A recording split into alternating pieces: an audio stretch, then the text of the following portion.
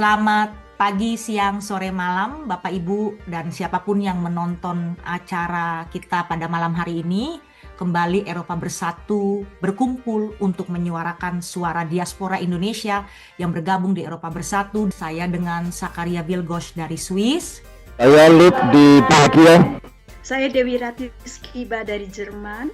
Saya Husni juga dari Jerman. Saya Dini dari Austria. Pada malam hari ini kita berkumpul kembali karena kita ingin kembali menyuarakan aspirasi diaspora Indonesia yang bermukim di Eropa.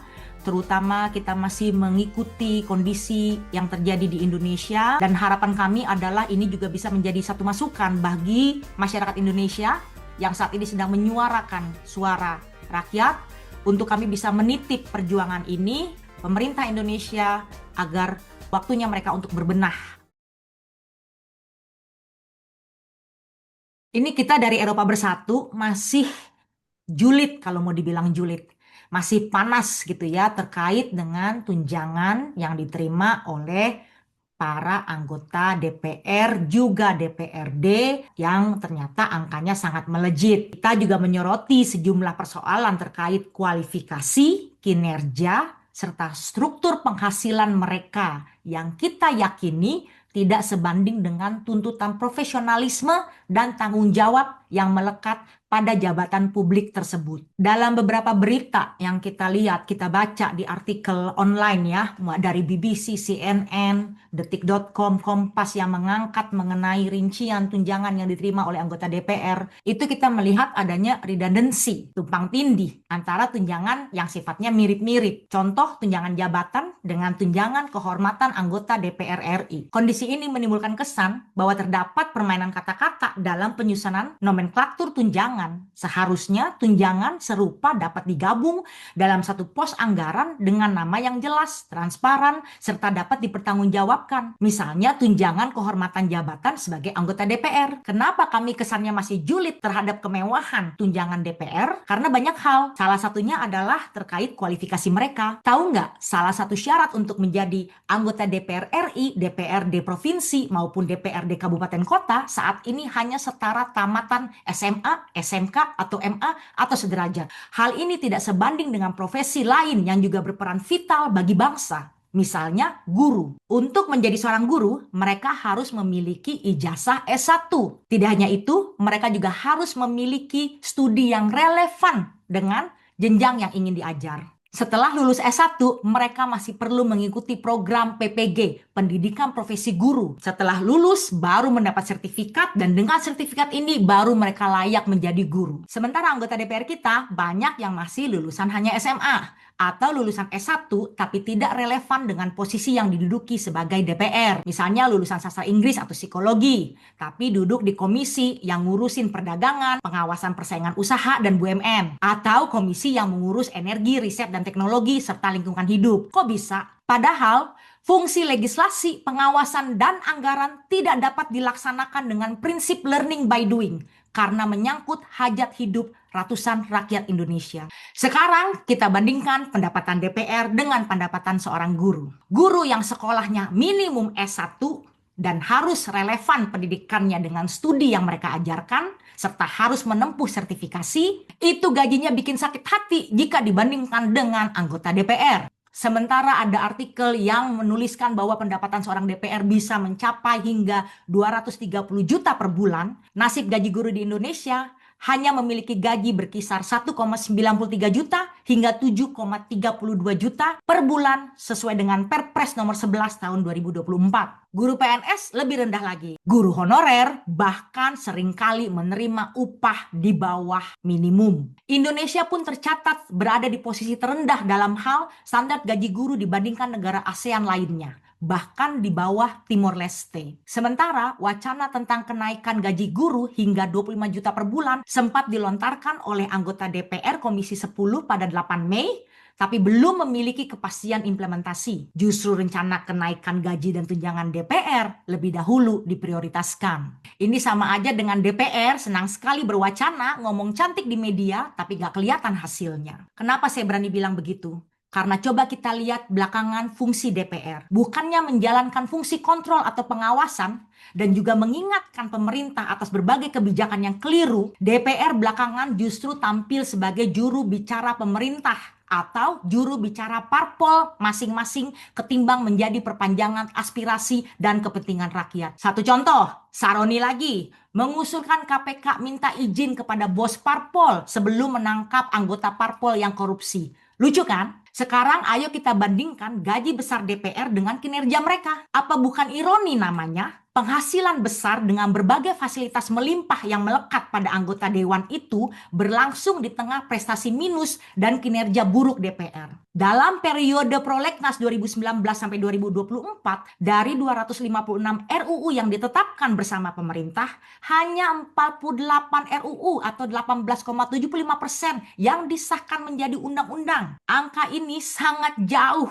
dari standar kerja minimal 80% yang berlaku di berbagai institusi profesional. Kalau di perusahaan manapun udah dipecat dari kapan tahu. Itu kalau kita ukur dari sisi kuantitas atau jumlah kinerja mereka. Sekarang kita berbicara dari sisi kualitas. Keterlibatan publik makin terbatas. Sebagian RUU bahkan dibahas secara diam-diam, cenderung tertutup, dan dilakukan tergesa-gesa, termasuk Undang-Undang TNI yang sangat kontroversial, yang artinya tidak mendengarkan suara rakyat. Yang paling gak masuk akal untuk saya adalah ketika DPR ternyata mampu mengesahkan undang-undang tertentu dalam waktu yang singkat, sementara RUU perampasan aset yang sangat ditunggu publik untuk memperkuat pemberantasan korupsi justru dibiarkan mandek. Artinya DPR tidak serius dalam upaya pemberantasan korupsi.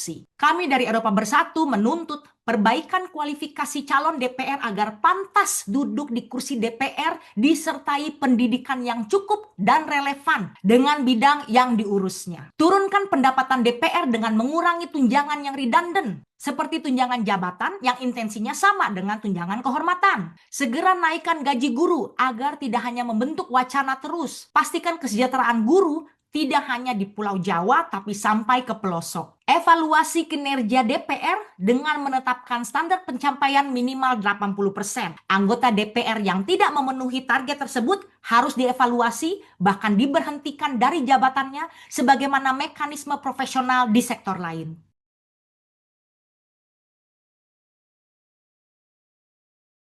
"17+8 tuntutan rakyat bukan sekedar daftar keluhan, melainkan cerita nurani bangsa yang menuntut reformare instituta, pembaharuan lembaga-lembaga negara. Mengapa ini penting? Karena lembaga negara adalah jantung republik. Bila jantung lemah, tubuh akan sakit. Bila DPR, Polri, TNI, dan lembaga lain gagal melayani, maka yang sakit bukan hanya rakyat, tetapi seluruh bangsa. Apa inti tuntutan 17+8? Rakyat menuntut dua hal besar. Jangka pendek, 17 poin. Antara lain tuntutan turunkan beban hidup, audit DPR, hentikan kekerasan aparat. Jangka panjang, 8 poin. Reformasi mendasar terhadap DPR, Polri, TNI, hingga kebijakan ekonomi dan hukum. Pesannya jelas, rakyat ingin negara kembali pada mandatnya, melayani res publica, kepentingan bersama, bukan res privata, kepentingan elit. Secara iman, manusia adalah imago Dei. Karena itu, lembaga negara harus melindungi martabat rakyat. Bila lembaga justru menindas, mereka mengkhianati mandat surga. Secara filsafat, negara lahir dari kontrak sosial. Rakyat memberi kuasa, negara memberi perlindungan. Bila negara gagal, kontrak itu batal. Inilah inti dari gelombang 17+8. Rakyat sedang menagih kontrak sosial yang dilanggar. Di titik inilah kita melihat 17+8 bukan sekedar politik, tetapi panggilan etis. Ada aspek moral, ada aspek teologis, ada aspek filosofis yang menuntut kita berpihak pada keadilan. Lembaga-lembaga apa saja yang mendesak untuk segera direformasi? Yang pertama, DPR dan partai politik. Hentikan privilege, audit anggaran, tolak caleg mantan koruptor. DPR harus kembali jadi suara rakyat, bukan pabrik undang-undang pesanan elit. Polri dan TNI. Rakyat menuntut civilian supremacy, Polri harus humanis, TNI kembali ke barak, negara demokrasi tidak boleh membiarkan rakyat takut pada aparatnya sendiri. Yang ketiga, lembaga HAM, Komnas HAM, pengawas, Komnas HAM dan Ombudsman, KPK harus diperkuat. Hukum harus menjadi leg pro populo, hukum untuk rakyat, bukan untuk penguasa. Kebijakan ekonomi, buruh kontrak, PHK massal, pajak yang menekan rakyat kecil. Semua ini harus direformasi. Keadilan sosial, sebagaimana tertulis dalam konstitusi, harus nyata di pasar, di pabrik, di dompet rakyat. Namun, kita tidak naib. Oligarki akan melawan. Korupsi struktural sudah mengakar. Elit nyaman dengan status quo. Dan rakyat bisa lelah, bisa apatis, menyerah. Disinilah pentingnya virtus civica, kebijakan warga negara. Tanpa keberanian rakyat untuk terus mengawasi, tuntutan 17+8 akan hilang seperti riak di permukaan. Kita butuh masa depan. Kita butuh negara hukum sejati, rule of law, bukan rule by law. Kita butuh justisia distributiva, keadilan yang nyata, bukan sekedar prosedural. Kita butuh etika politik baru, di mana kekuasaan dipandang sebagai pelayanan publik, bukan sarana memperkaya diri. Inilah res publica yang kita cita-citakan. Negara yang adil, bermartabat, dan berjiwa. Kawan-kawan, Vox Populi, Vox Dei. Suara rakyat adalah suara Tuhan. 17+8 adalah panggilan sejarah, panggilan moral, bahkan panggilan iman. Mari kita dengarkan suara itu. Mari kita perbaharui lembaga-lembaga negara demi Indonesia yang tidak hanya besar secara geografis, tetapi juga mulia secara moral. Salam kebangsaan, salam keadilan untuk semua.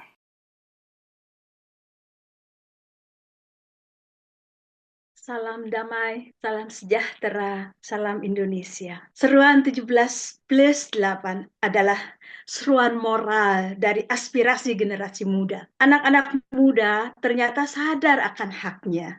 Mereka tahu betul perkembangan adab bernegara dari berbagai sumber secara global dan tidak akan bisa dibatasi dalam dunia digital seperti sekarang ini. Ini adalah merupakan reputasi sejarah mereka yang positif, berupa kesadaran akan hak yang akan mengisi penggalan sejarah yang selama ini sebagian besar tidak mendapatkan perspektif karena kesempatan untuk maju, karena diantaranya dimonopoli oleh pihak-pihak elit saja dengan lingkarannya. Problem pokok dari kaum muda adalah mereka mentitik beratkan masalah public policy yang tidak mewakili perspektif kaum muda itu sendiri. Sehingga mereka merasa terjadinya kesenjangan keadilan sosial, ketimbangan ekonomi yang sangat jomplang, ketidaktransparan anggaran, ketidakpastian hukum yang kita bisa rasakan, kita bisa lihat selama ini. Birokrasi yang rumit, yang cenderung dipersulit. Contohnya tuntutan biaya di luar ketentuan. Contoh yang terakhir ini, kasus terakhir biaya izin keselamatan dan kesehatan karyawan atau K3 yang kita pernah dengar, itu yang dimultifikasikan jumlahnya. Itu kan sangat menyakitkan ya sekali. Dan itu adalah markup, itu adalah korup. Ini diperparah dengan adanya kesalahan kendali pemerintahan dengan pengendalian pemerintahan oleh oligarki. Kita ketahui adanya aliansi yang bersifat predatoris antara penguasa dan elit-elit pengusaha makro tanpa memperhatikan pertumbuhan ekonomi kerakyatan. Sehingga berakibat diantaranya adalah terjadi kesalahan fungsi seperti contohnya. Dalam kasus aparat-aparat keamanan dijadikan pengamanan atau pengaman proyek di proyek-proyek makro atau pengusaha besar. Ini adalah salah kaprah. Nah, jika dicermati, poin-poin penting yang bisa diambil dari 17+8 tuntutan untuk beres-beres adalah berupa terutama tuntutan-tuntutan akuntabilitas, transparansi, empati, mendengar, melihat, merasa, dan reformasi kembali lagi. Titik berat tentang empati dalam garis besar, yaitu empati pada suara kaum muda dengan memahami keluhan dan pengeluaran pendapat, memupukkan komunikasi antara pemerintah dan pemuda. Itu dengan mendengarkan dari bawah ke atas, maka akan memecahkan masalah secara substansial atau secara akar. Menghilangkan flexing, contohnya di kalangan wakil-wakil rakyat, ya itu betul, tapi itu hanya kamuflase saja. Itu pun bukan penyelesaian substansial, kurangi saja jurang perbedaan pendapatan antara pendapatan rakyat yang normal dan wakilnya. Itu tuntutan kaum muda juga. Ya, sekarang prioritas pemecahan. Satu, misalkan tim investigasi yang kemarin itu sangat kacau, yang independen tentunya yang harus diadakan atas kejadian kekacauan dan penjarahan yang baru lalu. Itu tentu saja tidak dibenarkan. Dua, tumbuhkan kebebasan berbicara dan berserikat tanpa dikriminalisasikan. Itu kan dilindungi oleh Undang-Undang Dasar tahun 45.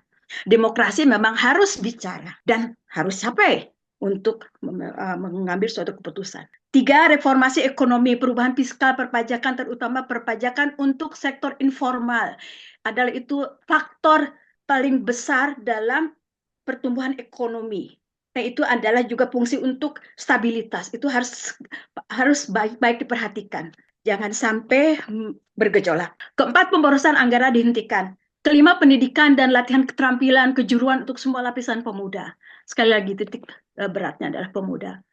Keenam, penciptaan lapangan kerja yang sehat dan bebas pungli. Terima kasih.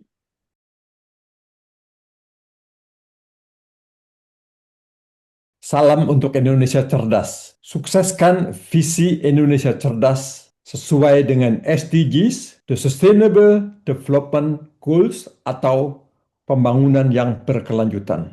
SDGs adalah peta untuk jalan bersama menuju dunia yang lebih baik yang menggabungkan dimensi ekologi, sosial, dan ekonomi yang berkelanjutan. Tujuan ini dimaksudkan untuk membuka jalan bagi masa depan tanpa kemiskinan, tanpa ketimpangan, sekaligus menjamin pendidikan, layanan kesehatan, lingkungan alam yang sehat, dan juga iklim yang sehat. Karena itu, di tahun 2030, Indonesia tidak harus bubar, tetapi MBG, makan bergizi gratis, harus selekas mungkin dihentikan. Maksud saya, harus di-reshuffle. Penggantinya adalah PPG, Pendidikan Bermutu Gratis. Di tahun 2015, 193 negara anggota PBB, juga Indonesia, berkomitmen bersama menandatangani SDGs, pembangunan berkelanjutan yang mempunyai 17 tujuan.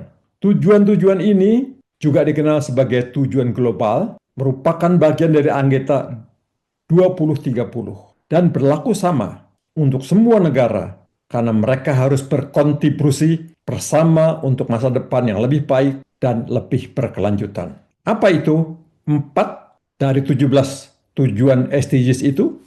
Tujuan SDGs ke-1 adalah nol kemiskinan. SDGs kedua, nol kelaparan, yang diwakili dengan MBG, makan bergizi gratis, yang menurut saya sangat tidak tepat sasaran. Yang paling penting adalah SDGs nomor 3, kesehatan. Pemerintah Indonesia sudah mengeluarkan KIS atau Kartu Indonesia Sehat. Masyarakat mengenalnya dengan BPJS yang masih minim sekali untuk menuju kesuksesan. SDG keempat yang tidak kalah penting adalah pendidikan bermutu yang dikenal dengan KIP atau Kartu Indonesia Pintar. Betul-betul saya terbangun kaget ketika ada yang mengatakan rakyat Indonesia tolol. Karena itu, pemerintah juga harus ikut segera bangun untuk menyesuaikan pendidikan Jerman yang gratis. Belajarlah dari Jerman. Gratis untuk anak-anak Indonesia. Dari awal SD sampai ke perguruan tinggi. Saya sebagai pendatang dari Indonesia dapat menikmati pendidikan bermutu yang gratis. Karena itu sangat diharapkan pemerintah dapat segera menghentikan MBG dan sukseskan PBG, pendidikan bermutu gratis. Mengapa ini penting? MBG, makan bergizi gratis, membuat lapangan kerja baru. untuk mereka-mereka, tetapi rakyat yang tidak mampu tetap kelaparan. Timbulnya lapangan kerja yang baru untuk mereka yang mendapat orderan, rakyat miskin tetap miskin. Pasti pujinya MBG berkurang karena terpakai untuk biaya mereka yang menghitung anggaran, biaya untuk tender, biaya untuk distributor, atau logistik, semua menggunakan buji dari MBG. Sehingga murid-murid hanya bisa menerima makanan yang kurang atau tidak bergizi, alias MTBG, makanan tidak bergizi gratis. Ada murid yang tidak suka karena tidak sesuai dengan seleranya, tidak dimakan. Makanan yang tidak bergizi atau tidak bermutu karena dimasak pagi-pagi buta, sampai-sampai murid menerima makanan yang sudah setengah basi atau basi, bahkan ada yang berulat. Dan yang paling ekstrimnya, sampai ada murid-murid sekelas harus ke rumah sakit, yang berarti buji dari PBCS terpakai. Dalam arti yang berkelanjutan menghamburkan uang APBN. APBN bisa dimanfaatkan dengan menggantinya MBG dengan PBG, pendidikan bermutu gratis. Kalau buku tidak diganti tiap tahun, hemat APBN. Peluburan buku tiap tahun berarti juga mencemarkan udara. Pendidikan juga menambahkan pengetahuan tentang lingkungan. Gratis juga termasuk uniform untuk murid-murid. Sekolah merupakan kewajiban. Tidak ada lagi anak-anak yang tidak sekolah karena tidak ada dana. Juga berarti bisa mendidik anak-anak yang cerdas yang sebelumnya tidak bisa sekolah karena tidak mampu. Gratis berarti juga termasuk menaikkan gaji guru. Guru bukan beban pemerintah, karena murid-murid ini adalah masa depan Indonesia cerdas. Juga guru-guru harus diberi pendidikan berkelanjutan yang bermutu, yang juga gratis. Anak-anak ini yang nanti akan meneruskan keberlanjutan bangsa kita. Untuk orang tua, tidak perlu mengeluarkan uang untuk pendidikan lagi, karena gratis. Dan karenanya, mereka ada dana untuk bisa memasak makanan yang bergizi, makanan yang segar alias sehat, menurut selera mereka bahkan bisa untuk sekeluarga. Kesimpulan secara keseluruhan berarti menghilangkan kelaparan, SDG kedua terpenuhi. Karena makanannya segar, tidak lagi makan makanan yang basi atau setengah basi, apalagi yang berulat, berarti memenuhi SDG ketiga. Yang memenuhi syarat kesehatan karena jarang sakit, berarti mengurangi beban BPJS dan bisa menaikkan mutu BPJS. Setelah murid-murid juga yang tidak ada dana bisa menjadi pelajar, mereka nantinya bisa membantu orang tuanya untuk keluar dari kemiskinan yang memenuhi di SDG ke-1. Apalagi pelajaran cerdas bisa menjadi mahasiswa karena dapat meneruskan ke universitas pun juga gratis. Sukseskan visi Indonesia cerdas. Sesuai dengan SDGs, sukseskan PBG, pendidikan bermutu gratis, yang segera menggantikan MBG. SDG ke-1, kedua, ketiga, dan keempat terwujudkan sekaligus. Sekali mendayung, 2, 3 pulau terlampaui. Salam untuk adik-adik, kalian semua berhak sekolah. Kalian adalah masa depannya Indonesia cerdas. Salam untuk Indonesia cerdas dari Husni di Jerman. Saya ingin mengajak kita semua untuk memperhatikan apa yang terjadi pasca demonstrasi tanggal 28 Agustus lalu. Jadi kita semua menyaksikan demo besar-besaran di Jakarta 2 mingguan yang lalu ya. Awalnya peaceful, penuh semangat demokrasi, sampai akhirnya ya berubah jadi chaos. Nah, yang menarik bukan cuma soal demonstrasinya, tapi semua teori konspirasi yang muncul belakangan. Because apparently in Indonesia, everything is either conspiracy or conspiracy. 2 mingguan yang lalu, ribuan orang turun ke jalan. Ada mahasiswa, pekerja, ojol, drivers, dan rakyat biasa. Mereka menuntut transparansi DPR, potong tunjangan DPR, dan tentu saja perbaikan ekonomi. But guess what? Boro-boro suara mereka didengar. Yang muncul justru berita kerusuhan dan kekerasan. Gedung DPR di Makassar dibakar, 4 orang tewas. Aspirasi rakyat lenyap bersama asap. Dan semua ini makin panas setelah tragedi meninggalnya Afan Kurniawan, seorang driver ojol yang ditabrak kendaraan taktis Brimob. Kematian Afan jadi viral, jadi simbol ketidakadilan. Orang-orang masyarakat tidak lagi sekedar memprotes kebijakan, tapi juga ketidakadilan. Dan ketika ketidakadilan ditambah kemarahan, ditambah media sosial, boom, the perfect storm. Jadilah ledakan yang dahsyat tak terbendung. Sekarang, mari kita bicara teori konspirasi. So, let's be honest. Kita suka banget kan sama yang beginian.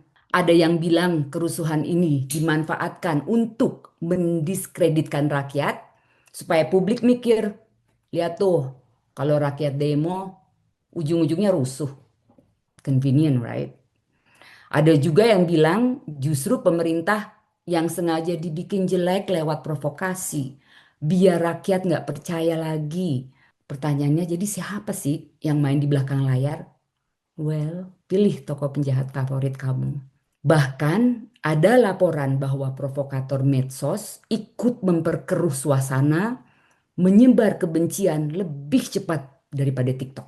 Reality check. Di luar semua teori konspirasi ini, faktanya sederhana. Orang turun ke jalan karena mereka marah. Hidup susah, harga-harga makin tinggi. Sementara tunjangan DPR tinggi juga meroket. Kalau ini bukan alasan marah, saya nggak tahu lagi apa. So, yes, pasti ada yang memanfaatkan situasi. Tapi jangan lupa, akar masalahnya tetap nyata. It's about ketidakadilan, ketimpangan atau kesenjangan sosial. Masyarakat udah muak. So, pelajaran apa yang bagus di sini? Demokrasi hanya dapat berhasil apabila suara rakyat didengar tanpa dihantam oleh gas air mata atau teori konspirasi. Pesan untuk kita semua, jangan gampang termakan narasi tunggal. Karena whether you believe the chaos was organic, kekacauan ini terjadi secara alami atau rekayasa, atau tanpa rekayasa, atau invasi makhluk luar angkasa, satu hal jelas, rakyat masih punya aspirasi yang valid, yang nyata. Nggak perlu berapa banyak demonstran yang turun ke jalan. Seperti kemarin menteri kita yang baru berkata bahwa hanya sebagian rakyat kecil. Jadi, jangan biarkan asap kekacauan dan teori-teori konspirasi membutakan kita dari api yang sebenarnya tuntutan rakyat akan keadilan.